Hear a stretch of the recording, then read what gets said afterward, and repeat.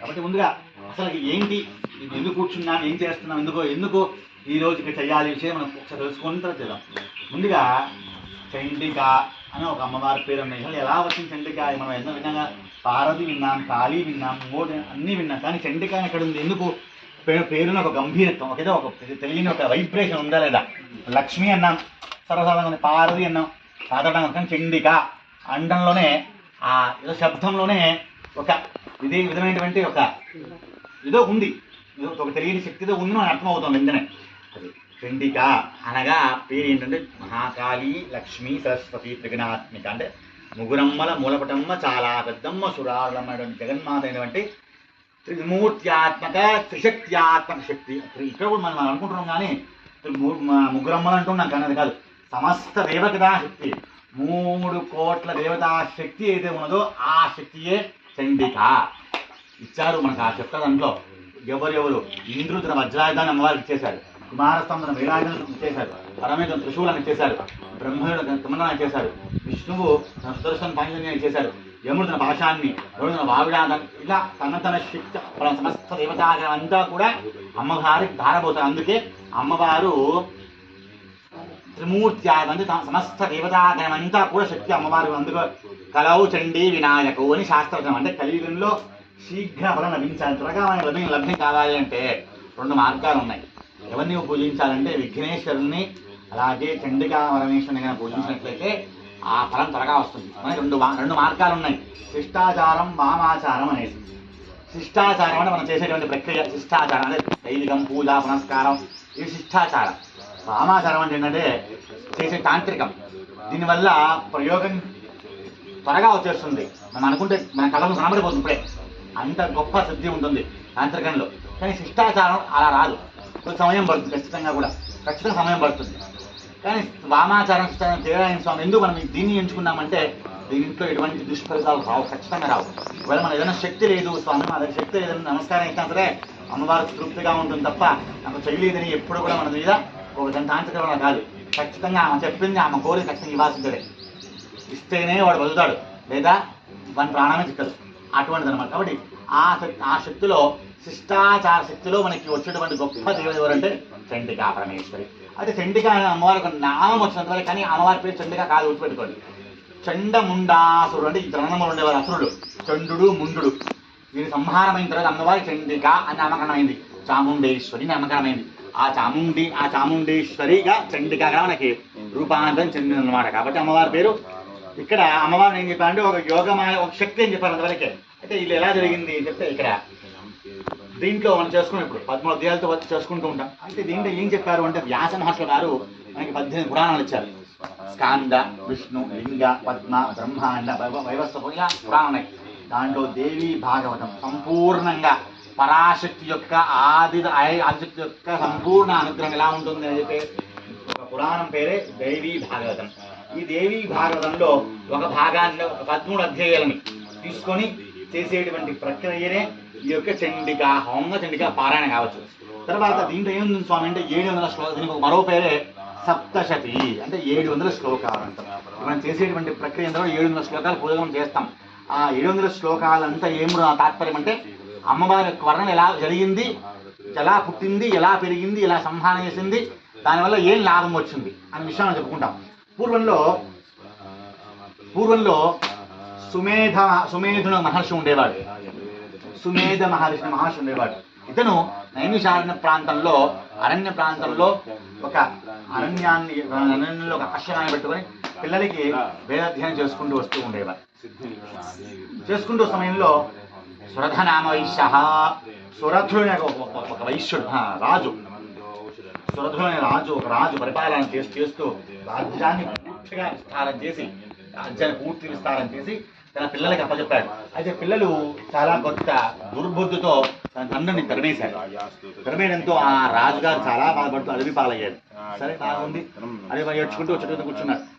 సమాధర్నామ వైశ్యోహం, సమాధి అనే పేరుగా ఒక వైశ్యుడు, ఒక ఓంటతను కూడా అపార ధనాన్ని సంపాదించి కొడుకులు పెట్టాడు. కొడుకులు కూడా ఇదే పరిస్థితి చేశాడు, ఆయన విలయపడ్డాడు. సరే ఈయన కూడా ఏడ్చుకుంటూ ఒక అడవిలోకి వచ్చారు. ఇద్దరు ఒక కూడా తెలుసుకున్నారు. సరే కలిసిన తర్వాత వాళ్ళు ఇంకా చెప్పుకోవాల్సింది కదా చెప్పుకుంటున్నారు. అదే నాయన పరిస్థితులు చెప్పుకుంటుంటే వాళ్ళకి ఒక వేరే స్వరం వినపడింది ఎక్కడి నుంచో. ఏదో రాష్ట్రంలో డిగ్రీ పోయారు. ఆ సుమీర మహర్షి స్వామి పరిస్థితి తగ్గింది. అయితే ఉన్నారా మీకు జగన్మాత యొక్క పరిపూర్ణ అనుగ్రహం కలగాలి చెప్పేసి అమ్మవారి యొక్క అనుగ్రహం కలిగిస్తుందని చెప్పేసి అమ్మవారి కథం చెప్పడం మొదలుపెట్టారు. పూర్వంలో శ్రీ మహావిష్ణు వారు యోగ నిద్రలోకి వెళ్ళారు. మనం చెప్పుకుంటాంగా తొలి ఏకాదశి అని చెప్పుకుంటున్నాం కదా. ఆ తొలి ఏకాదశి స్వామివారు యోగ నిద్రలోకి వెళ్తారు అని మన ప్రత్యేక. తర్వాత వైకుంఠ ఏకాదశి నాడు స్వామివారు మేలుకుంటారు అని మనం చెప్పుకుంటూ ఉంటాం. ఆ విధంగా శ్రీమన్నారాయణమూర్తి వైకుంఠంలో యోగ నిద్రలోకి వెళ్ళిపోయారు. వెళ్ళిపోతే కొన్ని సంవత్సరాల పాటు అలా చూసుకుంటూ ఉన్నాడు. అయితే ఆ నిద్రలో నాభి నుండి బ్రహ్మదేవుడు తన చెవిటి గుబిల్లోంచి ఇద్దరు మనుషులు పుట్టారు. ముగ్గురు పుట్టారు మొత్తం మీద స్వామికి. అయితే ఆ ముగ్గురు కొట్టుకుంటున్నారు. నేను ముందు నేను కొట్టుకుంటున్నాను ఇక్కడ. అంటే బ్రహ్మదేవుడు ఆ ఇద్దరు మనుషులు అందరూ పరిస్థితి అర్థం కావట్లే వాళ్ళకి. ఎన్ని సంవత్సరాలు? 5,000 విధానం 5,000 సంవత్సరాలు గడిచిపోయింది. ఇక్కడ మన భూమండల కాలమానం కాదు, స్వర్గలోకంలో కాలమానం ప్రకారంగా 5,000 సంవత్సరాలు గడిచిపోయింది అక్కడ వాళ్ళకు. కానీ ఎవరు గెలవట్లే. కానీ బ్రహ్మదేవుడు చాలా అలసలు వచ్చేసింది అర్థం కాలంలో. అక్కడ వారు ఎవరు అంటే అసురులు అంటే రాక్షసపుత్రులు. ఎందుకంటే చెవిటి గుబిలి మలం కదా ఇది. కాబట్టి వాళ్ళ ప్రవృత్తి ఎలా ఉందంటే అసుర సంహారంలో ఉన్నది, రాక్షస మృతిలో ఉన్నారు వాళ్ళు. కాబట్టి యుద్ధం తిరుగుతూ ఉన్నది. ఎవరు కావడంలో బ్రహ్మదేవి ఓపిక నశించిపోయింది. స్వామిని అడిగాడు. స్వామిని అర్థం కాదు. అప్పుడు ఆ యొక్క విష్ణు యొక్క నిద్ర నుండి యోగమాయా కన్య అని ఒక శక్తి బయలుదేరింది. ఇక్కడ గుర్తుపెట్టుకోండి. ఒక శక్తి ఫేవరెట్ ఇక్కడ గుర్తుపెట్టుకోండి. ఒక శక్తి అంటే ఆ నిద్రాశక్తి. మనం అనుకుంటున్నాం కూర్చోండి, నిద్ర దేవత వచ్చిందని పట్టుకుని అనుకుంటూ ఉంటాం. నిద్ర దేవత అంటే స్త్రీ శక్తి, ఒక శక్తి వచ్చింది మనకి గట్టి గుర్తుపెట్టుకోండి. నిద్ర కూడా ఒక దేవతే, ఒక శక్తికి. అప్పుడు ఒక శక్తి రూపంలో ఏర్పడి అప్పుడు ఆ యొక్క శక్తి బ్రహ్మదేవుడికి శక్తినిచ్చింది. అప్పుడు ఆ బ్రహ్మదేవుడు ఆ శక్తి ద్వారా వారిని సంహారం చేసి ఆ యొక్క శక్తి సంహారం చేసింది. ఆ సంహారం చేసిన వాళ్ళే మధు కైటవులు. విన్నారు? మధు కైటవ పద విన్నారా? అక్షర పేర్లు. ఆ మధు కైటవ వాళ్ళు ఈ యుగమాయా కన్య సంహారం చేసింది. సరే చేసింది. ఈ యొక్క శక్తి స్త్రీ రూపాన్ని ధరించింది. ధరించిన తర్వాత సరే నా పరిస్థితి అర్థం కావాలని చెప్పేసి ఆమె హిమాలయ దగ్గరికి హిమాలయ దగ్గరికి తపస్సు చేసుకుంటుంది. ఆ సందర్భంలోని భూమని శంభులు అనే ఒక గొప్ప అసుర చక్రవర్తులు పరిపాలిస్తూ ఉన్నారు. మొత్తం ప్రపంచం అంతా కూడా అసుర సమయం అయిపోయింది. ఏం దేవతా పూజ ఏం లేదు, ఇలా యజ్ఞాలు ఏం లేవు. పరిస్థితి అర్థం కావట్లే వాళ్ళకి. అప్పుడు ఏం చేశారు అంటే అమ్మవారు వచ్చింది. ఆ మధ్యలో ఒక దూత పోయాడు. అంటే ఉంటారు కదా, దూతలు ఉంటారు కదా రాజుకి. అబ్బు ఈ అమ్మాయి బాగుంది, మా రాజుగారికి ఇస్తే బాగుంటుంది అని చెప్పారు. పోయి రాజుకి చెప్పారు. పోయి పట్టుకొని అమ్మని చెప్పాడు. పోతే అదే అబ్బాయి చేసుకుంటా, వివాహం చేసుకుని. ఎప్పుడు అంటే నాతో యుద్ధం చెయ్యాలి, గెలిస్తే నేను వివాహం చేసుకుంటా అని చెప్పింది. ఆ యొక్క యోగమాయా కన్య స్త్రీ శక్తి. సరే యుద్ధం ఏంది ఆడపిల్లతో యుద్ధం చేసి తింటాను అని చెప్పేసి పోయి తీసుకుని చెప్పేసి మళ్ళీ పంపిస్తారు. లేదబ్బాయి నువ్వు వాళ్ళని రమ్మని చెప్పు ఖచ్చితంగా అని చెప్పడం జరిగింది. సరే వచ్చారు. అప్పుడు రాజు రారు కదా, చక్రవర్తి రాజు కూడా తన సేనాధిపతితో తన యువరాజులుగా వస్తూ ఉంటారు. అలా వస్తుంటే ధూమ్రలోచనుడు అనే అసుడు వచ్చాడు. వాని సంహారం చేసింది. రక్తబిందు అనే రాక్షసు వచ్చాడు. వాని వరం ఏంటంటే రక్త బిందు కింద పెడితే అటువంటి అసులు పుడుతూ ఉంటారు. అలా అమ్మవారు మొత్తం ప్రపంచం అంతా నాలుగు చాపేసి గట్టి అంతా ఎవరు నాలుగు చాపేసి రక్తం అంతా కూడా పీల్చేసింది అమ్మవారు. అలా అమ్మవారు ఒక ఘోర రూపాన్ని తీసుకునింది. అలా అయిపోయింది. అలా తర్వాత రక్తబీజుడు, మహిషాసుడు, అందుకే మహిషాసురం అదా చెప్పే వస్తుంది, చండముండాసుడు, ఇలా అంత సంహారం చివరికి చెమ్ముడు వచ్చారు. వీరిని కూడా సంహారం చేసింది అమ్మవారు. చేసిన తర్వాత అమ్మవారు వచ్చింది. దేవతందరూ కూడా అమ్మవారిని ఆరాధన చేశారు. తర్వాత సమస్తమైనటువంటి అమ్మవారి యొక్క అనుగ్రహం కలిగిన తర్వాత ఇప్పుడు ఆ యొక్క వైశ్యుడు ఆ రాజు ఉన్నారు కదా, మహర్షి ద్వారా విన్నారు కథంతా విని అమ్మవారిని ప్రార్థన చేశారు.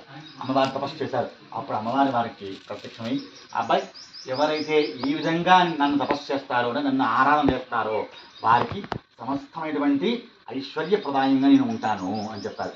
అప్పుడు అమ్మవారు ఇలా చెప్పి ఎలా ఉంది ఆ యొక్క వదలం అంటే చాలా భీకరంగా ఉంది. ఎలా ఉంటుంది? నల్ల శరీరంతో, చింతనిప్పుల్లాగా కళ్ళుతో, కపాలమాల ధరించి చాలా భీకరంగా సంహారం చేసింది. ఎందుకు? ఆ సంహారం తట్టుకోలేక అమ్మవారిని శాంతి చేయడం కోసం అమ్మవారిని నారాయణమోస్తుతి అనేటువంటి శ్లోకాన్ని మనం జరిగింది. ఆనాటి నుండి కూడా అమ్మవారిని సప్తశతి అంటే ఈ 7 శ్లోకాల చదివితే పారాయణ చేసుకుంటారు. ఏదైతే హోమం చేస్తారో సమస్త ఐశ్వర్యాన్ని నేను కటాక్షిస్తాను అని చెప్పేసి అమ్మవారు ప్రతిజ్ఞ చేయడం జరిగింది. కాబట్టి ఆనాటి నుండి కూడా మనం ఈ శ్లోకాలను పూర్తి చేసుకుంటూ చండీ సప్తశతి అనేటువంటి పేరుతో అమ్మవారిని ఆరాధన చేసుకుంటూ వస్తున్నాం. అదే ముఖ్యమైన కూడా మా ప్రారంభం చేసుకుందాం. మనస్సులో శ్రీమాత్రే నమః అనుకుంటూ నేను చెప్పినప్పుడు ఈ ముద్రలో మిగిలిన ద్రవ్యాన్ని పక్కన వేసుకుంటూ ఉండండి. మంత్రాలను చెప్పినప్పుడు వేసేసుకుంటారు. విష్ణు